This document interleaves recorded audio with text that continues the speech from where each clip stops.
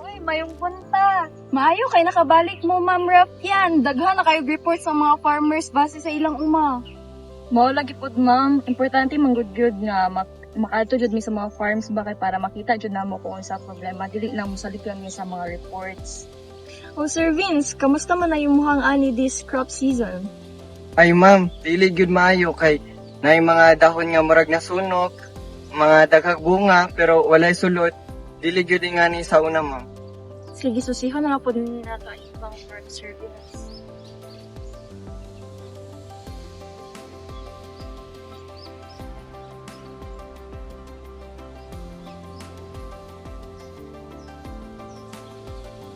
Nga kung tan-awon mo siya sir, murag siya na ay sign sa rice blast. Tapos kaning mga walay sulod nga mga grains, posible pod siya nga epekto sa grabe nga kainit during sa flowering stage niya.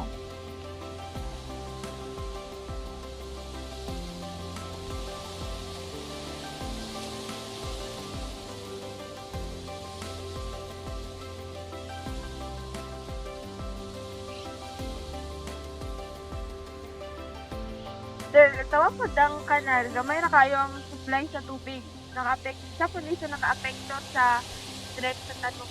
Lagi ma'am, usahay na tubig, usahay wala.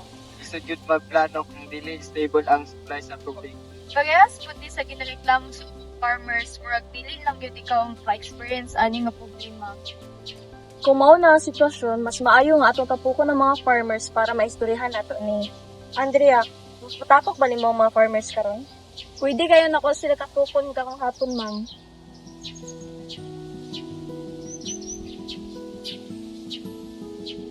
So mayo adlaw sa tanan no. So unay ata karon nagatigom aron ato ang hisgutan ninyo ang problema sa uma.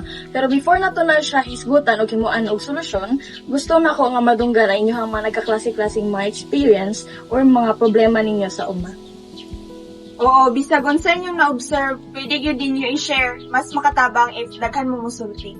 Yes, and gusto po na ako madunggan ang inyong mga gaka-observe sa inyong farm. Kay daghan mo report sa kadawat, pero mas okay kung kamo mismo ang musulti sa inyong mga problema so that mas dali na ito masolusyonan. So sa amo ma'am, daghan siya bunga pero wala siya sulod. Abi gyud na ko kulang ra kay abono pero murag paminaw na ko kay dili gyud siya mao ang problema. Sa akong umapod ma'am, biskag ga-spray nako, nagyapoy sakit, murag nagyoy laing rason. Sa amo pud ma'am karon gamay ra kay migani. Tungod tingali kay sa kakulangon sa tubig og tuod pud sa kainit. So base sa inyong mga gipang istorya, mo ni ang mga problema nga inyo hangga kaagian sa inyong mga uma. Una, kay naay rice blast.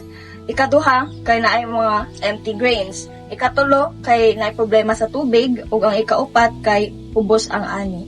Sakto? Yes ma'am. So una, kaning sa rice blast, sakit ni siya sa dahon. Nya, dali ra gid ni siya mo kalat especially kapag dugol ang inyong mga tanom.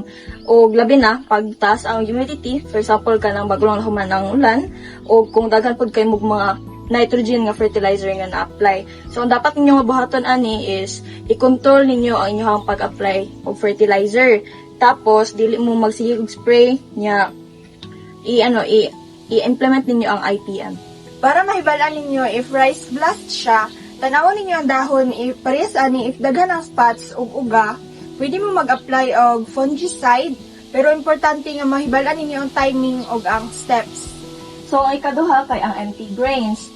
So kani atong mga tanom manggod is sensitive man gid ni sila sa kainit especially during flowering. So ang dapat nato nga buhaton is kung magtanom ta, if possible ato siyang i-advance kay para malikayan nato ang sobrang nga kainit. And also, ato ang bantayan ang tubig during flowering. And if possible po, gamitan nato mga varieties na makasugakod jud sa kainit. So, isa sa mga problema nga inyong na-mention kay ang gamay nga ani. So, isa sa mga rason ani kay ang water management. And ang dapat ninyo nga himuon para malikayan ni kay i-make sure nga naay enough nga water supply, especially during sa critical stage or kaning immature to the flowering stage na sa tuang umay. Mas maayo nga na ma'am natin demonstration para makita og dali pud masabtan. Sakto, pwede ra nato set up ang demonstration plot para makita ninyo ang difference sa management practices nga step by step. sakto ma'am para dili maglibog og mas klaro sa tanan. Okay, so this coming Saturday kay maghimo ta og technical demonstration wherein ipakita na mo sa inyo ha kung unsaon ang tama nga pag-monitor sa inyong field and ang pag-apply og tama nga amount sa inyong fertilizer and ang pag-manage pod sa inyong water as well as ang pag-review or pag-review sa inyong post-harvest. So, kung kinahanglan po mag-demonstrate, ma'am, pwede ra kayo sa umah.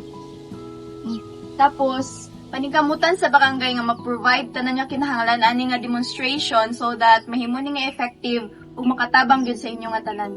Sige, salamat kay sa inyong tanan sa pag-attend sa karon nga meeting and makasalig jud mo kani nga demonstration kay makatapang jud para mo lato ang inyong